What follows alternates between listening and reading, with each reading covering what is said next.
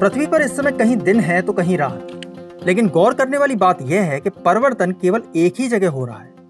यानी यह सूर्य है जो पृथ्वी के किसी भाग को रोशन कर रहा है और अंधकार उसके विपक्ष में स्वतः ही मौजूद है।